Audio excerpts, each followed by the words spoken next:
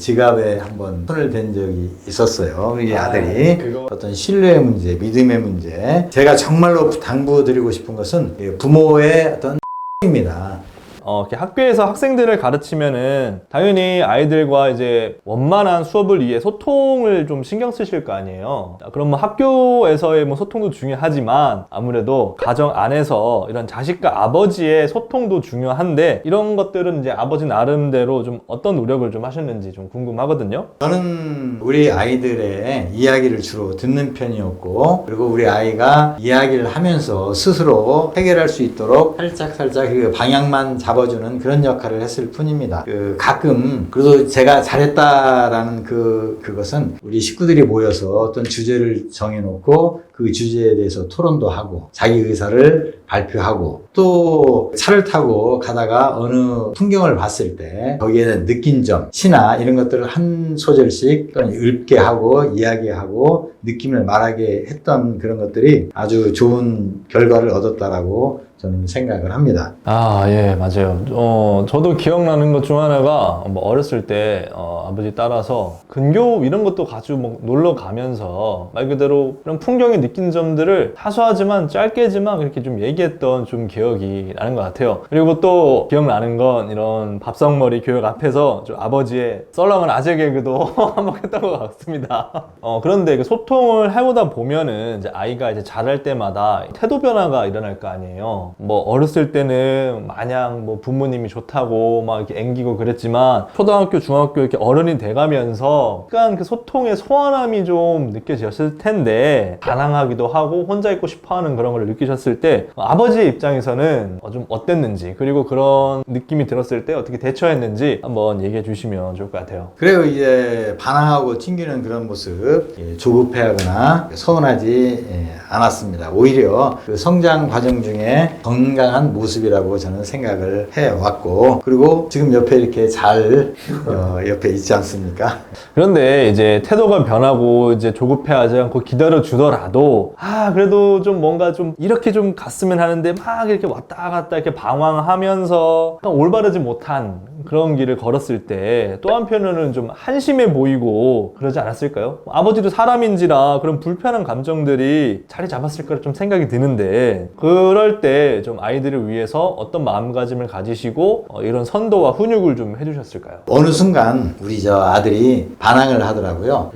그래서 이제 매를 제가 꺾었습니다. 이제 앞으로 이 사람의 매는 필요 없다. 그래서 너는 때리지 않겠다라고 했는데 오히려 더 그런 모습에 충격을 받았는지 바르게 행동하려고 하고 바른 모습으로 이렇게 자라왔습니다. 그래서 제가 생각하는 것은 기다려 주시고 자식들 믿어 주셨으면 하는 그런 바람입니다. 왜냐면 이제 인간 대 인간으로 믿어주고 그리고 실수를 하더라도 그 성장 과정 중에 하나다라고 생각을 하시고 그리고 또 늦더라도 반드시 습득하고 터득하고 말하는 과정 중에서 스스로 해결점을 찾더라고요. 아이의 말을 많이 들어주는 게 가장 좋은 교육 방법이라고 생각을 합니다.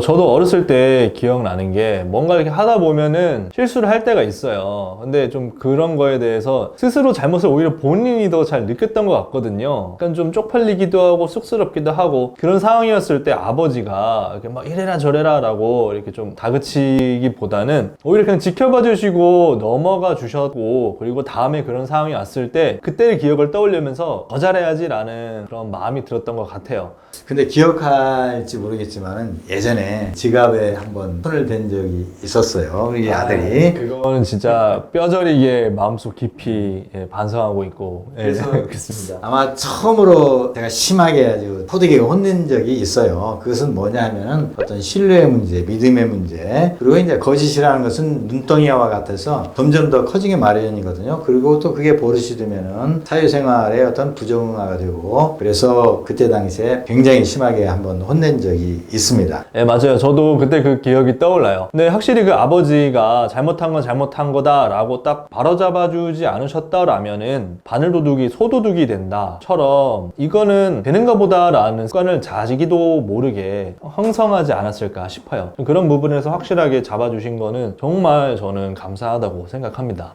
이제 마지막 질문을 좀 드리고 싶은데요. 이렇게 뭐 교단에서도 오랜 시간 그리고 저를 이렇게 지금까지 길러주신 이런 30년이라는 긴 시간을 통틀어 이렇게 영상을 보시는 이런 젊은 부모님들 혹은 교육자 분들한테, 아이들한테 그래도 이거 하나만큼은 꼭 가르쳐 주세요 라는 그런 것이 꼭 있을까요? 이제 제가 우리 아들한테 좀 해주지 못한 점은 경제관념에 대한 교육을 좀 등한시했던 것 같아요. 유대인들처럼 그 주식 통장을 하나 만들어서 그 주식을 키워나가고 공부하고 하면서 그 기업과 산업의 어떤 흐름을 파악하였더라면 자신의 어떤 위기 상황이나 경제 이런 데에 있어서 대비하고 준비하는 그런 훈련이 되지 않았을까, 그런 아쉬움은 듭니다. 어렸을 때부터 주식 통장 하나씩 만들어서 스스로 그 불려나가는 그런 방법을 터득하게 해 주셨으면 하는 그런 바람입니다. 그렇다고 제가 못 먹고 살고 그러지는 않습니다. 그리고 또 하나는 제가 정말로 당부드리고 싶은 것은 부모의 어떤 행동입니다. 아이는 알게 모르게 부모를 그대로 따라 하더라고요. 행동도 따라하고 어떻게 보면 생각도 따라하게 되더라고요. 물론 제가 좀 나쁜 습관 중에 하나가 밥을 먹고 바로 눕는 습관이 있는데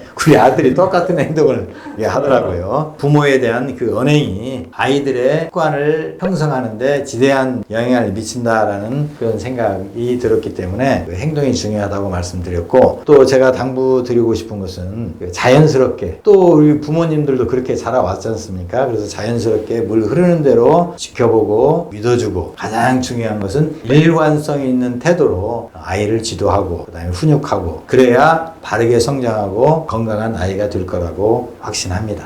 네, 그 아버지 말씀을 들어보니까 저 예전에 기억이 떠오르는 게, 아버지가 이렇게 직장 생활을 하시다 보면은 늦게 들어올 때도 있겠지만 그래도 아무리 늦게 들어와도 정해진 시간에 출근하시는 그런 모습을 보면서 참 많이 본받았던 것 같아요. 좀 그런, 저는 시간관념에 대해서는 확실하게 보고 배웠던 것 같고, 그런 성실함도 분명히 있을 거고, 그리고 제가 그런 좋은 점들을 본받다 보니 제가 지도하는 그런 아이들한테도 지도를 하고 있었던 모습을 보면은 참 감사하다는 말씀을 또 해드리고 싶습니다. 그리고 말씀하신 대로 그 일관성이라는 게 참 중요한 것 같아요. 물론 가정 안에서 생각하시는 중요한 가치들은 다양한 게 있겠지만 그 가치들이 아이들이 고스란히 보고 자랄 수 있도록 확실하게 기준을 잡아주시고 틀을 만들어주시는 그런 노력을 해주시면 참 고마울 것 같다라는 생각을 들어봅니다. 자, 이렇게 좀 부족하지만 저희가 아버지를 모셔가지고 이런 교육자 집안이 생각하는 이런 교육에 대해서 한번 얘기를 해보았습니다. 이런 얘기를 하면서 그 준비하는 과정에서 이렇게 저와 아버지 간에 그동안에